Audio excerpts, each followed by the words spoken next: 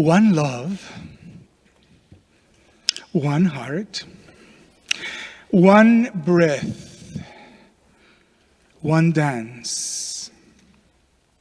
Communion, the participation in something that is shared, the relationship between two or more items, communion. The word comes from common, right? Common, communion, meaning belonging to all, familiar, not pretentious. And it also has a new root that I did not know about until I prepared this sermon. The word is munia. It's a Latin word that means duties, functions, actions for the common good. Munia. As we heard this morning, the tradition of holding World Communion Sunday goes back to 1933. And the desire of Reverend Hugh Thompson Kerr, who was a minister at Shady Side Presbyterian Church in Pittsburgh, Pennsylvania, to create something that would be a sign and a reminder of the unity of Christian churches.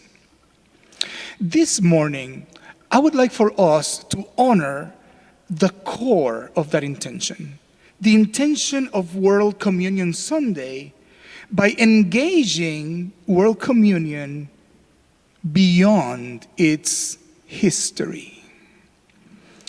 History meaning beyond what happened. That's one definition of history. I'm making that up. What happened? What's history? What happened? Or what somebody says that happened. Faithful engagement on tradition, it's a different thing. The word tradition doesn't mean what happened in the past. It actually is closer to why did it happen? Why did that which happened happen? What was it trying to respond to? Faithful engagement, friends, of tradition will require us to always go beyond history, to dig deeper, to ask questions of what happened in history and why it happened, so that we may find our response for today. Does that make sense to you, that difference between history and tradition? So I'm going to invite you to be very traditional today, because we're going to be engaging a piece of history, World Communion Sunday, but try to engage it faithfully as part of the tradition that we are now called to continue and contribute to. By the way, the same happens with that beautiful, beautiful history that you have in the back of your church. So impressed by it. That's what happened. The tradition is the core of that which happened. And that which you are to do is not repeat those things, but do what is needed today, as they did in their time. 1933. The ecumenical movement, seeking conversation and unity among Christian churches, had been gaining momentum since the end of the previous century. So several decades, a lot of work had been done. A lot of work here in Boston. We don't have time, but this is a very important place, Boston, for the ecumenical movement. And then in 1910, the World Missionary Conference gives that movement, that ecumenical movement, a big push forward with this World Missionary Conference in Edinburgh, Scotland. And then, 1920, we have the creation of the League of Nations. And for those of you who did not know, the League of Nations, that early predecessor of what we call now the United Nations. It was an experiment that had tons of trouble. But the interesting part is that that League of Nations was the impetus and the model for a 1937 agreement among church leaders around the world to create the World Council of Churches. It was like the World League of Churches, actually, so you get the idea. All of this is in the air in 1933 when the World Communion Sunday is created. when this piece of history comes into being that we are called now to engage as part of the tradition. 1933, the worst year of the Great Depression. 1933, strong winds stripped the topsoil of drought-affected farms in the Midwest, creating dust bowls. I'm going to be more specific with my next date. January 30th, 1933, Adolf Hitler becomes the Chancellor of Germany. 2022. The earth is in crisis. 2022, ethnic nationalism is on the rise. 2022, religion, not for the first time, becomes the battleground for political divides and ambitions. Wearing the familiar mask of morality and trading in the tried and tested tropes and strategies of fear. 2022. So how are we to celebrate and honor, how are we to engage the tradition of this history of World Communion Sunday today, 2022, Boston Old South Church? What does the tradition demand of us? What could be our faithful response today?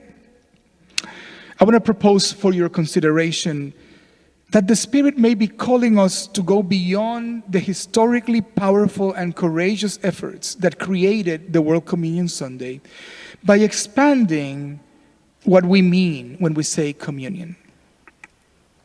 I want to propose to you that for today, the call and claim of the Spirit may be for us to become aware that the one breath, the one love, the one heart, the one dance is not just shared in Christianity.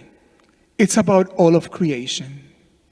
This is the moment that you say amen. Okay, thank you. That's helpful. I hope that you feel the shift from understanding communion to be just us. Communion in God's intent. Think about it. Would you like communion to happen just among some of your children, some of your friends? That doesn't work. Same with God. The Spirit calling us to engage that one breath, that one love, that one heart, that one dance with all of creation. So I invite us today to share, to understand that in each breath that we take, let's take one together. The molecules that sustain our lives, that just went inside us, were created by sun, rain, birds that carried seeds, earth minerals and critters that nourished the seedlings, mycelium that communicated and healed trees and bushes, and then we breathe. And then we breathe. And with each breath, we are in communion with all that made that breath possible. I invite you to listen to the sound of a black hole that NASA just recorded not long ago. Go to YouTube and you'll find it. They had to raise it 57 octaves up so that we humans could hear it. By the way, the fact that we couldn't hear it does not mean that it was not there. It just meant that we cannot hear it. And now we can. And I invite us to resonate with that sound, to listen to it in our imagination and to resonate deeply with it. What the ancients called the music of the spheres, it's real. As a matter of fact, everything is making music constantly. Has anybody here gone to have one of those hard exams where they put like a little machine and you hear shh, shh, shh, shh, shh? That's your song. Constantly. Right now, all of us are going, shh, shh, shh. We don't hear it. God does. It's there. I invite you to know, this will take a bit of imagination, that the pew where you're seated is alive and dancing. There are atomic and subatomic particles in the pew that are dancing with electricity all the time. They're and we're seated on it. And yet we are not apart from it, because the same particles that are dancing in the pew are dancing within you. You are made of the same thing. Different combinations. And then going to our biblical texts and texts from other wisdoms, I invite us today to know with the Apostle Paul that God is the one who gives everyone life, breath, everything. If that is not a reason for a true world communion, I don't know what it is. We come from the same source.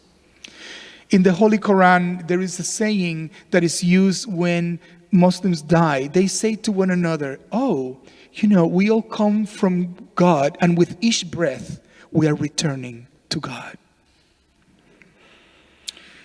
And I invite us, with our second reading, with this powerful socialist, word coming from the beginning of the 20th century, Eugene Debs, to understand that our kinship is with all living beings. To make up our mind, along with Eugene Debs, that we are not one bit better than the meanest on earth. Do you get that? That you, that I, that we are not one better than the meanest person on earth, that there is communion even with the worst person on earth. To follow him in allowing communion to take us to a place where we can say that, while there's a lower class, we are in it. While there is a criminal element, we are of it. And while there is a soul in prison, we are not free. To not fall into the temptation to unclaim one another, to say, you there, we here.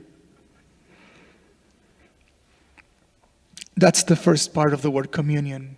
Here comes the second part, the munia part, meaning duties, functions, actions for the common good.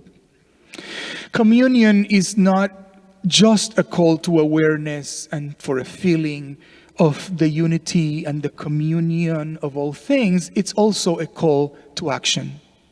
But unfortunately, and sometimes tragically, the Christian church has forgotten that its primary mode of action is being. Let me repeat that. The Christian church has sometimes tragically forgotten that its primary mode of action is being. I'm going to criticize my own denomination, the United Methodist Church now, who has this statement that says the purpose of the church is to make disciples of Jesus Christ for the transformation of the world. I say no. The primary purpose is to be disciples of Jesus Christ. And then the transformation of the world happens. All this making and making and making only happens when the being precedes it. We have forgotten, friends, that our call as church is not to change the world. God is doing that already. But rather to be a sign of God's new creation. Our main duty is not to share the good news, but to be the good news. Being the church is not easy, but it is glorious.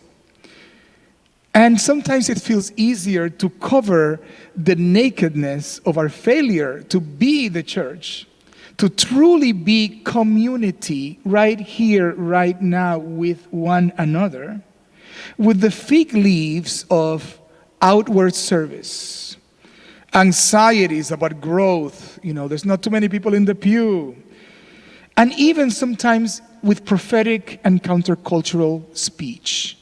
All of these things are good, But often they are used as a fig leaf to cover the nakedness of we not fully being the community that we are called to be, which is our primary call. So, I'm going to ask you to do the little exercise. Take a look at the person seated next to you or closer to you in the pew. Now, don't be afraid. It's just a look, okay? We're not going to do anything other than looking. Do not look hard. Look in a soft way, right? Look in a way that says, wow, look at you. You are amazing. Wow, you're an eternal mystery. You're fantastic. Okay? Let's look at each other just for a moment. That way. Yes, you are. Ooh. Did you hear the organ play today, this morning? Wasn't that, it's amazing. There it is. All right. And now I'm going to ask you to do the same thing. You don't have to get up. You can do it with your imagination. 4 or 5 pews in front of you or behind you. If you're up here, look at the choir. And do the same thing. Just look. Just look with a soft look, with a look that says, I am here with you. A look that says, my main purpose is to be community with you. A look that says, the only way that the kingdom of God will happen is if we are community together. And here's a song that I hope can accompany your journey.